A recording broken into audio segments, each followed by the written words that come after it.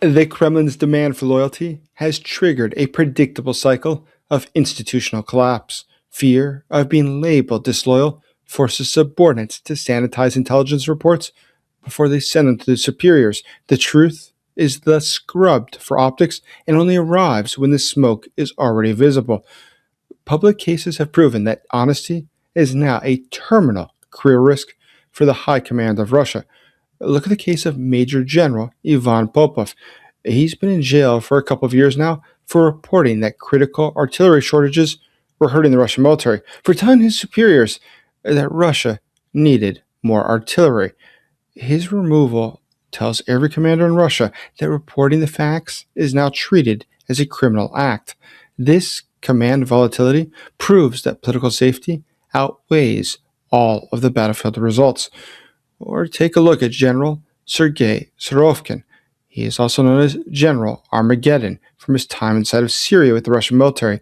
He's the architect of Russia's war, and he was disappeared for his political ties. His fall forced mid-level officers to stop reporting harsh realities to avoid being branded as unreliable. The enforcement climate has hardened significantly within Russia, as over a dozen and a half top defense ministry generals have ended up in jail. But what's even more incredible is the number of generals who simply don't know where they are. Are they in jail or are they disappeared? But for whatever reasons, nobody's heard or seen from them in a while. This purge, though, it makes bureaucrats prioritize clean paper trails over actual military hardware output. But the shrinking reserves are also compressing everything that we see. They're putting more pressure on the general corps to get results, but without money. And there's a reason there's no money. Russia's liquid national wealth fund, its assets have plummeted to only $55 billion. With only 1.9% of GDP left in cash, the Kremlin cannot afford a single expensive mistake. And that financial squeeze, it triggers a desperate lie to survive behavior inside of the hierarchy. And when reserves vanish, no official wants to sign off on expensive fixes that might fail. Sign-offs, they climb upward because distributing blame matters more than fixing the front line. The operation output is a predictable cycle of institutional and mechanical failure. Orders arrive late, forcing units to rerun maneuvers that have already collapsed.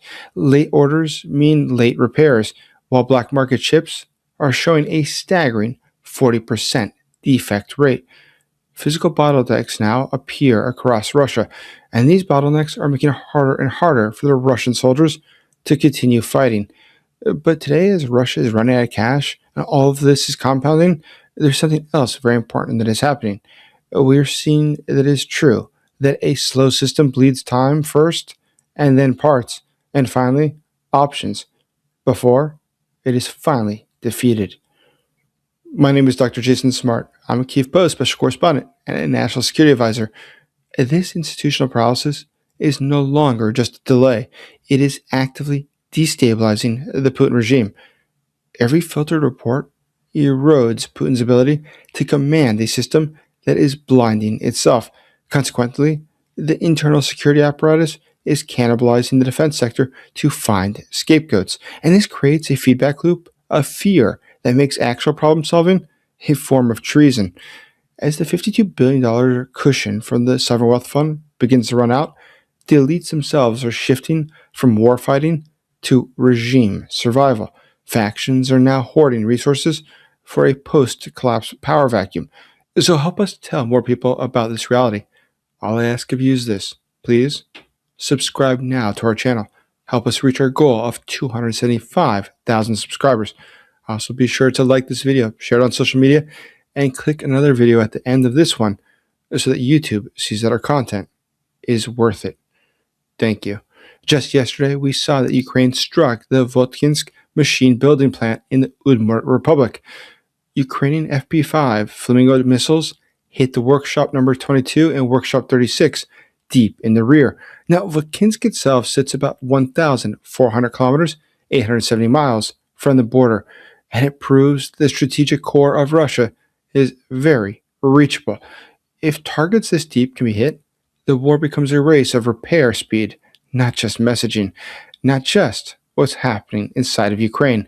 By reaching Votkinsk, Ukraine has bypassed the front line to strike Russia's irreplaceable machine tools. Russia throughout this war has struggled to get machine tools. It's one of those things that's very hard to do by yourself. But Russia today, the most sanctioned country in the history of the world, certainly does not have all the machine parts that it needs. In fact, it's not just limited to the military.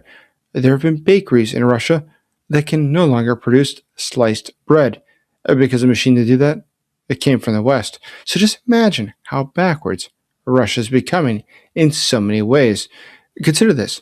Russia today is in such a situation where nobody is willing to address the problems that they have. In a normal organization, if things aren't going well, you can sit and discuss it openly, frankly, sincerely, and give your opinion. Because everybody understands that the others in the room are part of the team, and they all have a common interest in seeing a common victory. But the Russian military doesn't work that way. Everybody is an adversary. Everybody is a potential risk. So the government there reacts the way that one would expect. It is working with very little communication, and communication often filled with lies. Just look at the attack yesterday in Votkinsk, which we just mentioned. Immediately, the Ukrainians came out and they showed videos. That is a very successful attack.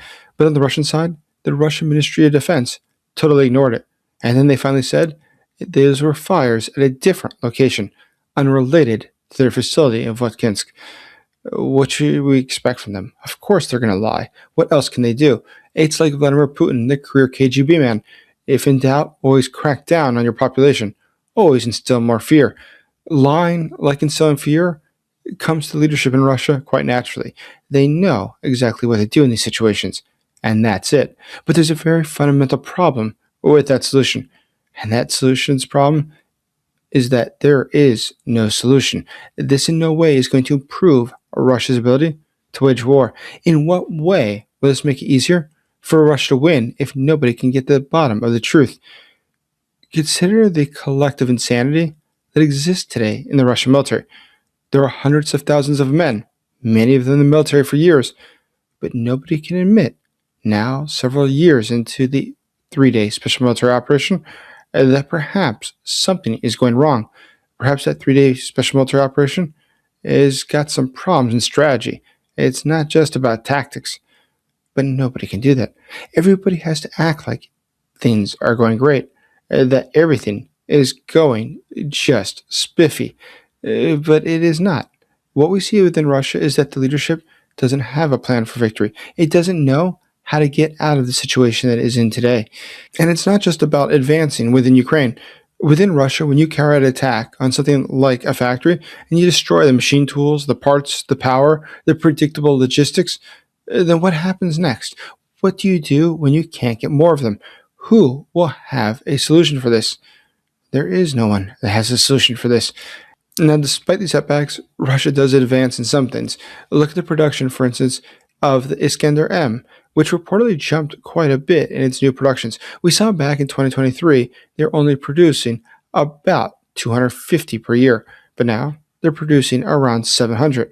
That's an impressive cycle. That's quite a step up, but it's not nearly impressive when you consider the fact that the factory where they make the engines for them was attacked by Ukraine. That factory today is burning, and as it burns, it's going to make it harder for Russia to carry out additional attacks within Ukraine. Russia, without the ability to get more parts, without the ability to buy machinery in the West, won't have the ability to create modern weapons. And that's something that there is no solution for. That is something that will not get better as long as Russia stays inside of Ukraine. Which reminds me, please check out the first pinned comment below with the question of the day and a video that you should really see. Please do respond to the question of the day. But right below that, see how you too can help the Ukrainian soldiers to get life-saving drones and other equipment they need to fight, to win, and to come home alive. Thank you. Incredibly today, Vladimir Putin does not realize how bad his situation is. He seems, every single time when something goes wrong, to truly be surprised.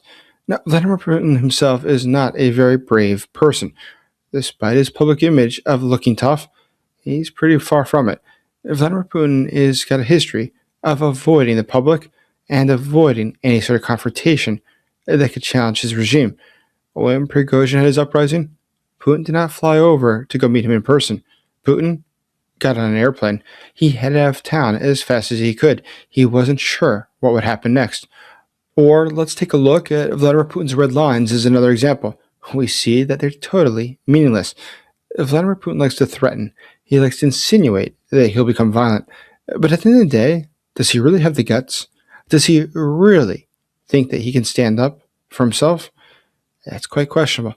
Vladimir Putin has a long history of being a bribe taker, a long history of being dishonest. But of being brave, of standing up, he doesn't have a reputation for that. In fact, it's quite the opposite. And that's why today's situation in Russia is becoming ever more interesting. The inability for Russia to control what is happening now within their own borders is something that undoubtedly makes Putin nervous. He understands that things like the missile strikes coming down on Russia terrify the population, but it also terrifies the upper elites. The upper elites are very worried they cannot take their money out of Russian banks, because Vladimir Putin understands that if they all did at the same time, the Russian banks will lose all liquidity. For Vladimir Putin, things are simply not going the right way. It's not just that there's attacks routinely across Russia now. It's not just that the Russian government's running out of money. It's not just that the Russian military is losing terrain today inside of Ukraine. It's also the fact that his best option from here, he had always thought, would be to use forms of warfare for which the West was not prepared. By doing things like shaking up the situation in a different country, such as Iran, that's something that Russia would view to be positive. Of course, on one side, the Russian government loses. It does not get the drone parts it needs if the Iranian government's no longer in control. But at the same time, Vladimir Putin can hope, and he would probably be right, that the West very quickly will turn away from Ukraine and focus on Iran if it's attacked by the United States. Vladimir Putin is just fine with that option. If the entire world were to forget about Ukraine, it would probably be his best dream come true. Or look at the situation in Venezuela. Its leader today is unable to help Vladimir Putin. Or in the case of Cuba, the Cuban government is near its breaking point. Without the fuel that it used to get from Venezuela, it has no ability to stay afloat. It has no ability to keep running its little dictatorship. And that's why everything gets more complicated. But for Vladimir Putin's best allies in Europe, like Viktor Orban of Hungary, things are not looking better either. In fact, there are soon to be elections the month after next within Hungary. And the incredible part, most of the polling shows that the opponent to Orban's party, Peter Magyar, is up about 10 percentage points in the polls. So if Hungary were to also fall, what allies does Putin have left? There's, of course, Belarus. But does he really care about Belarus is a different question. Which countries can get him things that are not under sanctions? And Vladimir Putin does not have any allies who can help him get around sanctions anymore. And this is all putting more pressure on the greater system within Russia. These external levers are snapping, and Putin is presiding over a countdown that he cannot stop. A system that criminalizes truth cannot survive reality, and that reality is now repeatable. Orban is no longer a shield for Putin. He's just a sinking anchor. And for Vladimir Putin, those sinking anchors seem to be popping up everywhere he goes. And that's why the Putin regime looks like it might very well end, just like the Moskva. Check out this video to see why. As always, thank you for supporting Ukraine.